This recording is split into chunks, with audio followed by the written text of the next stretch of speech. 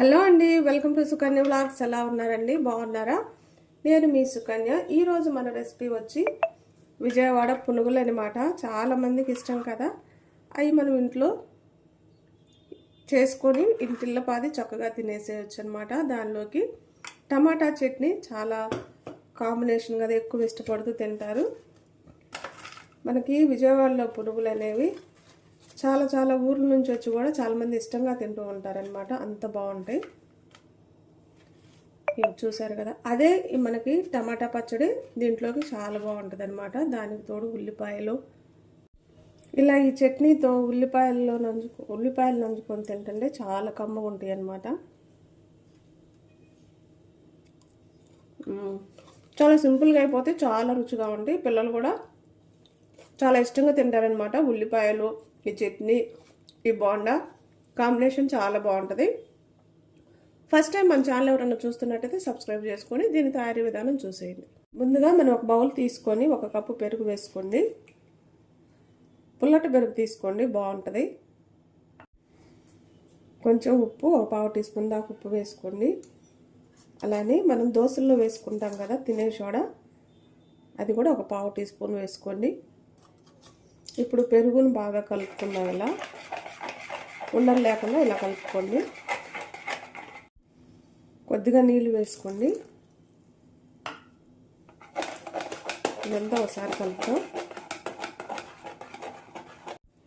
1 అరకప్పు మైదా వేసుకోండి దీంట్లో. అలానే 1 అరకప్పు గోధుమ పిండి వేసుకుందాం.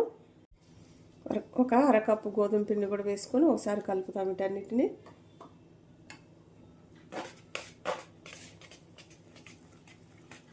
ఇది కొంచెం గట్టిగా అయినప్పుడు కొద్దిగా నీళ్ళు కానీ మజ్జిగ కానీ వేసుకోండి. ఈ మాత్రం గట్టిగా ఉంటే సరిపోతుంది అనమాట. ఇలా కలుపుకోవాలి. మనం వేసిన పెరుగు సరిపోతుంది. కొంచెం గట్టిగా అనిపిస్తే ఒక 2-3 టేబుల్ స్పూన్ల దాకా నీళ్ళు వేసుకొని ఇలా కలుపుకోండి. ఇప్పుడు మూత పెట్టి ఇది ఒక 10 నిమిషాలు పక్కన ఉంచుదాం. మనం బోండాలకి పిండి రెడీ చేసుకుని పక్కన ఉంచుకున్నాం కదా. ఇప్పుడు దాంట్లోకి టమాటా చట్నీ అనమాట. ఈ చట్నీ చాలా రుచిగా ఉంటుంది. ఒక 3 టమాటాలు తీసుకున్నాను. ఒక 10 దాకా పచ్చిమిరపకాయలు తీసుకున్నాను. ఈ పచ్చడి అనేది స్పైసీగా ఉంటే బాగుంటుంది అనమాట. ఇప్పుడు ఈ పచ్చడి రెడీ చేసుకుందాం. ఇప్పుడు మనం పచ్చిమిరపకాయలు, టమాటాలు ముక్కలు కట్ చేసుకొని స్టవ్ వెలిగించుకొని బాండీలో వేసుకొని స్టవ్ మీద ఉంచుకున్నాం అనమాట. ఇప్పుడు మనం పచ్చిమిరపకాయలు, టమాటాలు ముక్కలుగా కట్ చేసుకొని బాండీలో వేసుకొని స్టవ్ మీద పెట్టుకున్నాం అనమాట. ఇప్పుడు దీంట్లోకి ఎక్కువ నూనె అవసరం లేదు. ఒక 2 టేబుల్ స్పూన్ దాకా నూనె వేసుకోండి. ఇప్పుడు ఈ నూనెతో ఇవి మగ్గ పెట్టాలన్నమాట మనం కలుపుతూ. ఈ టైంలో కొంచెం ఉప్పు వేసుకోండి, ఎందుకంటే పచ్చిమిరపకాయలు, టమాటాలు తొందరగా మగ్గిపోతాయి అన్నమాట. ఇవి మనం ఎక్కువ వాట్స్ అవసరం లేదు, లైట్గా మగ్గితే చాలు. అప్పుడే ఆ పచ్చడి చాలా రుచిగా ఉంటుంది పునుగుల్లోకి. ఇప్పుడు ఒక 10 నిమిషాలు మనం మూత పెట్టి తక్కువ మంట మీద మగ్గ పెట్టామన్నమాట. చూడండి, మగ్గిపోయినాయి అంతా. ఈ టైంలో కొన్ని పచ్చిమిరపకాయలు వేసుకోండి. ఒక 1/2 టీ స్పూన్ జీలకర్ర వేసుకోండి. జీలకర్ర కంపల్సరీగా వేసుకోవాలి. అలానే కొత్తిమీర వేసుకోండి, కొంచెం ఎక్కువ వేసుకోండి. ఒక 1/2 టీ స్పూన్ పసుపు కూడా వేసుకోండి. ఇవన్నీ ఒకసారి కలుపుదాం.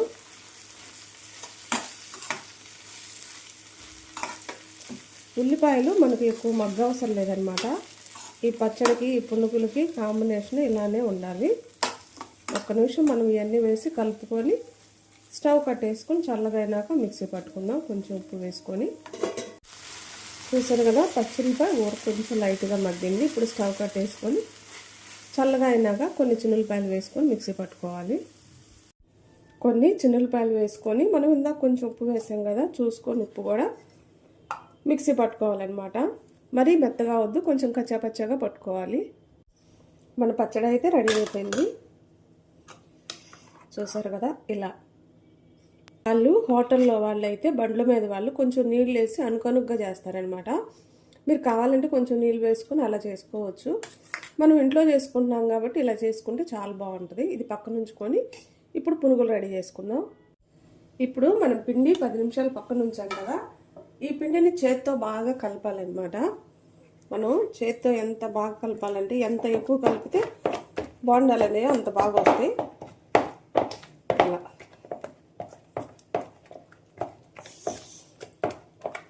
ఇలా కలపాలి పిండిని బాగా.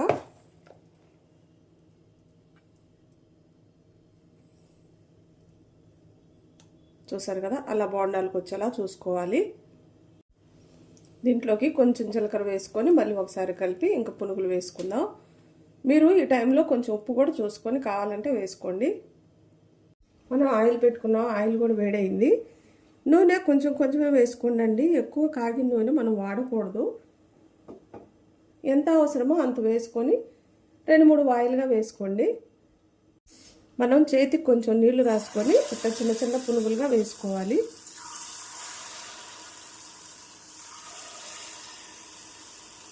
రెండు వాయిల్ 3 వాయిల్గా వేసుకోండి, బాగుంటాయి.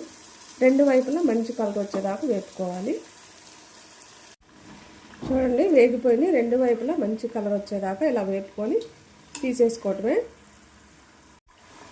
మనం పిండి అంతా కూడా వేసేసుకున్నాం అనమాట. ఇలా మంచి కలర్ వచ్చినాక తీసుకొని తినేసేయడమే. మన విజయవాడ పునుగులు అయితే రెడీ అయిపోయి ప్లేట్లో కూడా తీసుకున్నాం. ఈ టమాటా పచ్చడి, ఉల్లిపాయ అన్నీ నంచుకొని తింటే చాలా బాగుంటుంది. పిల్లలు కూడా చాలా ఇష్టంగా తింటారనమాట. ఎప్పుడు ఒకేలా కాకుండా ఇలా ట్రై చేస్తూ ఉండండి. ఇంకో విషయం ఏంటంటే మనకి ఇవే కాకుండా ఇంకా రకరకాల బోండాల వీడియోలు మన ఛానల్లో ఉన్నాయి, కావాలంటే చూడండి. స్వీట్ బోండా కూడా ఉంది, మైదా లేకుండా వేసే బోండాలు కూడా ఉన్నాయి అన్నమాట, మినపప్పు బియ్యంతో. ఇప్పుడు నేను వీటిలో మైదా వాడాను కదా, మీకు మైదా ఇష్టం లేదనుకో మైదా ప్లేస్లో బియ్యం పిండి తీసుకోండి, చాలా బాగుంటాయి అన్నమాట. కంపల్సరీగా ట్రై చేసి నచ్చితే లైక్ చేసి మన ఛానల్ని ఫాలో చేయండి.